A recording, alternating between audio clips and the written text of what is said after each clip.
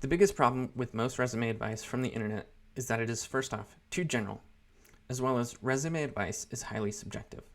One hiring manager may say they prefer a resume containing a summary or an objective, as another might advise against it. So the truth is, there really isn't a one-size-fits-all. With that said, Austin Belkak analyzed over 125,000 resumes and found some interesting trends. And this is where we can find some valuable takeaways. This data takes the guesswork out of what works, so let's dive into it.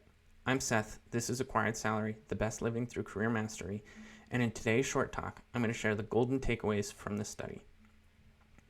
Regardless of if you're writing your first resume or perfecting a resume that's brought you years of success in the form of multiple job opportunities, with how many applicants each job is getting because of modern technology, it's extremely important to get the basics right before we move on to more nuanced resume writing tips. So here's a summary of the learnings, specifically the top 5 findings in this study. Number 1, resumes with a LinkedIn profile see higher interview rates, but only 48% of resumes included a LinkedIn profile. Number 2, candidates only included 51% of important keywords and skills, heavily under-indexing on soft skills. Number 3, measurable metrics improve resume outcomes, but only 26% of the resumes included 5 or more metrics. Number 4, research shows the ideal resume length is between 475 words and 600 words. However, 77% of resumes fell outside of that range. Number 5, fluffy content degrades a resume's value, but 51% of resumes included buzzwords, cliches, or incorrect pronouns. I'm going to leave a link to the full article in the description below if you want to see additional perspectives from this study.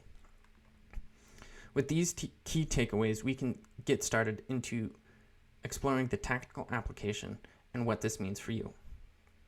So, learning application 1 starts with building a robust LinkedIn profile. As this graph shows, a robust profile increases the chances of landing an interview by 71%.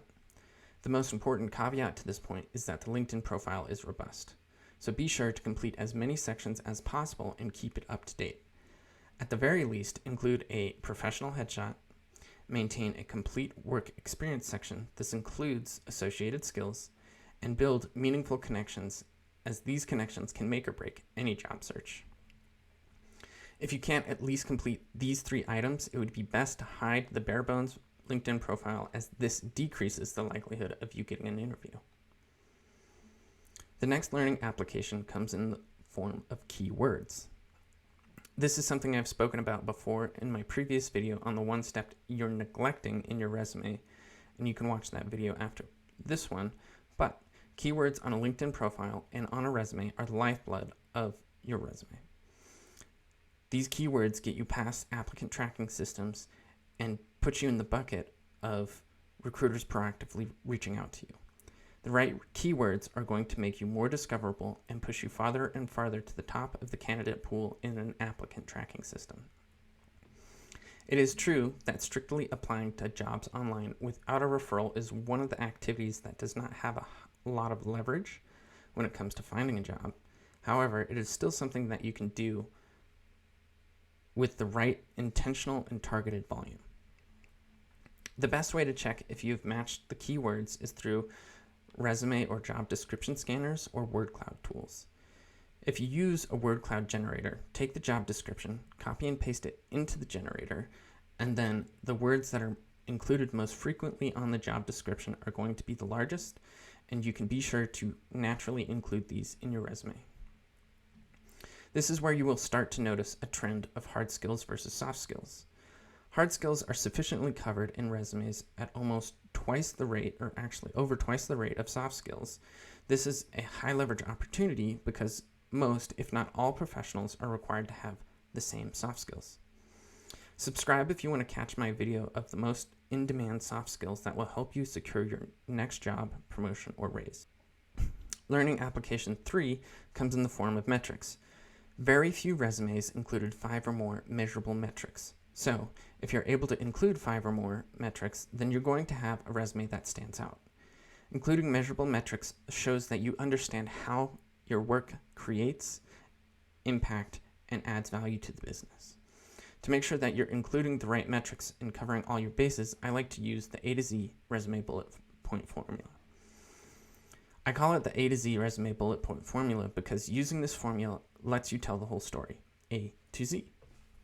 It starts with an action verb, 2 is your skills, and Z is the metrics or impact. So, it looks a little something like, I accomplished A by doing skill number 2 measured by Z. The bullet point formula works even if you're in a role that does not impact revenue of the business, because you can look to show how you improved efficiency or productivity of a process, which inherently has a downstream connection to revenue.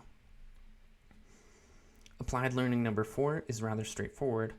Whether you are using Google Docs or Microsoft Word, you can do a word count check to make sure that your resume is between 475 and 600 words. This is important because it means you include white space on your resume, which is going to tap into psychology and draw the hiring manager and recruiter's eyes to the intentional and important metrics that you have included on your resume. If the psychological explanation alone doesn't convince you, the resumes that were in the word count range of 475 to 600 words saw over twice as many interviews as the resumes that were outside of this range. As a matter of fact, 77% of the resumes that were in this study fell outside of that range. So, if you're in that range, you are a part of the positive Pareto distribution, which is going to increase your likelihood of success. Applied learning number 5, last but certainly not least, is to avoid cliches and buzzwords.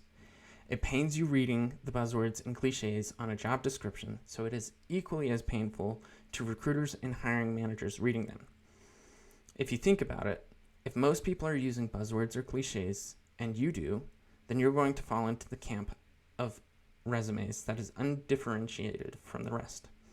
When it comes to finding your next job, you have to have a standout resume. You need to sell your experience. So, what do you think? Were these basics self-explanatory, or was this a good reminder of the fundamentals?